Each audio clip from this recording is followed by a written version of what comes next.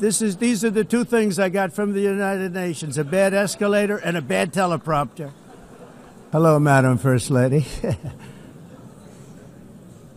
Thank you very much for being here.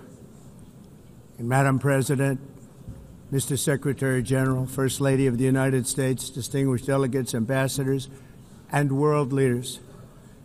6 years have passed since I last stood in this grand hall and addressed a world that was prosperous and at peace in my first term. Since that day, the guns of war have shattered the peace I forged on 2 continents. An era of calm and stability gave way to one of the great crises of our time. And here in the United States, 4 years of weakness, lawlessness, and radicalism under the last administration delivered our nation into a repeated set of disasters. 1 year ago, our country was in deep trouble, but today, just 8 months into my administration, we are the hottest country anywhere in the world, and there is no other country even close. America is blessed with the strongest economy, the strongest borders, the strongest military, the strongest friendships, and the strongest spirit of any nation on the face of the earth. This is indeed the golden age of America. We are rapidly reversing the economic calamity we inherited from the previous administration, including ruinous price increases and record-setting inflation like we've never had before.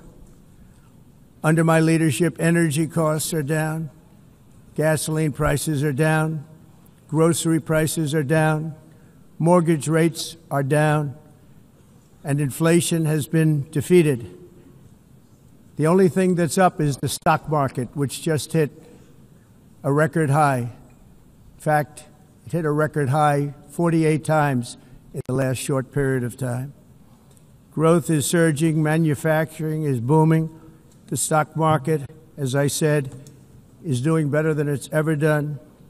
And all of you in this room benefit by that, almost everybody. And importantly, workers' wages are rising at the fastest pace in more than 60 years. And that's what it's all about, isn't it? In 4 years of President Biden, we had less than $1 trillion of new investment into the United States. In just 8 months since I took office, we have secured commitments and money already paid for $17 trillion. Think of it, 4 years, less than $1 trillion, 8 months, much more than $17 trillion is being invested in the United States, and it's now pouring in from all parts of the world. We've implemented the largest tax cuts in American history and the largest regulation cuts in American history, making this once and again the best country on earth to do business. And many of the people in this room are investing in America, and it's turned out to be an awfully good investment during this 8-month period. In my first term, I built the greatest economy in the history of the world. We had the best economy ever, history of the world. And I'm doing the same thing again, but this time it's actually much bigger and even better. The numbers far surpass my record-setting first term. On our southern border, we have successfully repelled a colossal invasion. And for the last 4 months, and that's 4 months in a row, the number of illegal aliens admitted and entering our country has been 0. Hard to believe, because if you look back just a year ago, it was millions and millions of people pouring in from all over the world, from prisons, from mental institutions, drug dealers. All over the world they came. They just poured into our country with the ridiculous open border policy of the Biden administration. Our message is very simple. If you come illegally into the United States, you're going to jail, or you're going back to where you came from, or perhaps even further than that. You know what that means.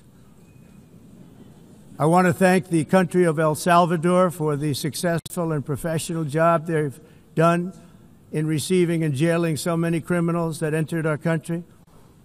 And it was under the previous administration that the number became record-setting, and they're all being taken out. We have no choice. And other countries have no choice because other countries are in the exact same situation with immigration. It's destroying your country, and you have to do something about it. On the world stage, America is respected again like it has never been respected before. You think about 2 years ago, 3 years ago, 4 years ago, or 1 year ago, we were a laughingstock all over the world. At the NATO summit in June, virtually all NATO members formally committed to increase defense spending at my request from 2% to 5% of GDP, making our alliance far stronger and more powerful than it was ever before. In May, I traveled to the Middle East to visit my friends and rebuild our partnerships in the Gulf and those valued relationships with Saudi Arabia, Qatar, and the UAE and other countries are now, I believe, closer than ever before. My administration has negotiated one historic trade deal after another, including with the United Kingdom, the European Union, Japan, South Korea, Vietnam, Indonesia, the Philippines, Malaysia, and many, many others. Likewise, in a period of just 7 months, I have ended 7 unendable wars. They said they were unendable. You're never going to get them solved. Some were going for 31 years, 2 of them, 31, think of it, 31 years. One was 36 years. One was 28 years. I ended 7 wars.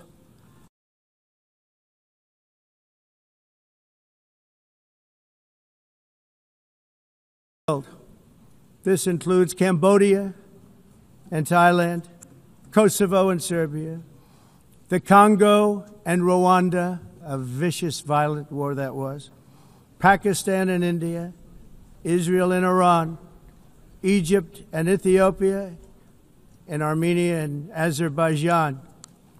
It included all of them. No president or prime minister, and for that matter, no other country has ever done anything close to that.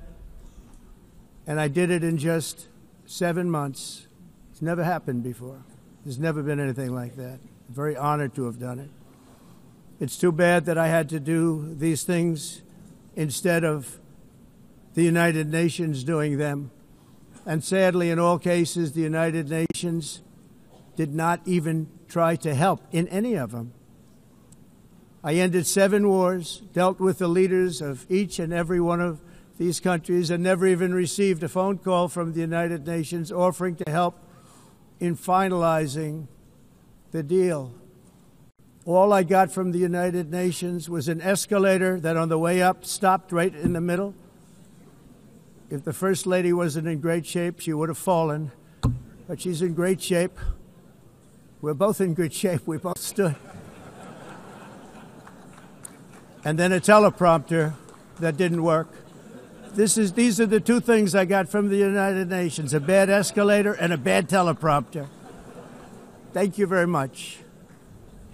And by the way, it's working now. It just went on. Thank you. I think I should just do it the other way. It's easier. Thank you very much. I didn't think of it at the time because I was too busy working to save millions of lives. That is the saving and stopping of these wars. But later I realized that the United Nations wasn't there for us. They weren't there. I thought of it really after the fact, not during these negotiations, which were not easy. That being the case, what is the purpose of the United Nations? The UN has such tremendous potential. I've always said it. It has such tremendous, tremendous potential. But it's not even coming close to living up to that potential. For the most part, at least for now, all they seem to do is write a really strongly worded letter and then never follow that letter up. It's empty words, and empty words don't solve war. The only thing that solves war and wars is action. Now, after ending all of these wars and also earlier negotiating the Abraham Accords, which is a very big thing for which our country received no credit, never receives credit. Everyone says that I should get the Nobel Peace Prize for each one of these achievements. But for me, the real prize will be the sons and daughters who live to grow up with their mothers and fathers, because millions of people are no longer being killed in endless and unglorious wars. What I care about is not winning prizes, it's saving lives. We saved millions and millions of lives with the 7 wars. And we have others that we're working on, and you know that. Many years ago, a very successful real estate developer in New York, known as Donald J. Trump, I bid on the renovation and rebuilding of this very United Nations complex. I remember it so well. I said at the time that I would do it for $500 million, rebuilding everything. It would be beautiful. I used to talk about, I'm going to give you marble floors. They're going to give you terrazzo. I'm going to give you the best of everything. You're going to have mahogany walls. They're going to give you plastic. But they decided to go in another direction, which was much more expensive at the time, and which actually produced a far inferior product. And I realized that they did not know what they were doing when it came to construction, and that their building concepts were so wrong, and the product that they were proposing to build was so bad and so costly. It was going to cost them a fortune. And I said, and wait till you see the overruns. Well, I turned out to be right. They had massive cost overruns and spent between $2 and $4 billion on the building and did not even get the marble floors that I promised them. You walk on terrazzo. Do you notice that?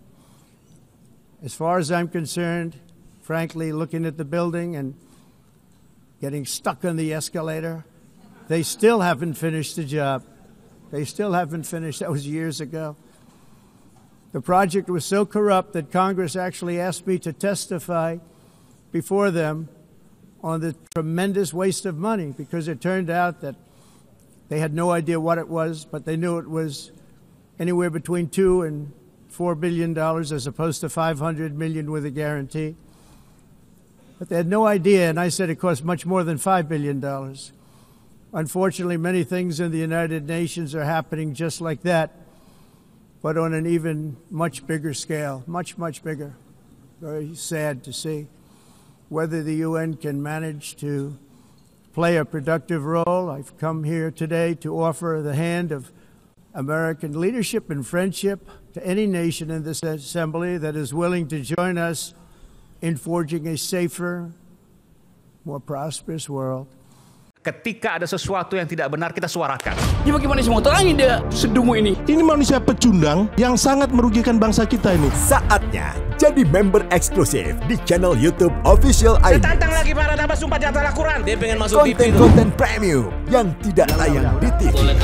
Live interaction. Halo pemirsa iNews, ini baru selesai. Emoji dan badge spesial. Reakses konten pilihan. Klik YouTube official iNews. Join member hanya Rp10.000 per bulan.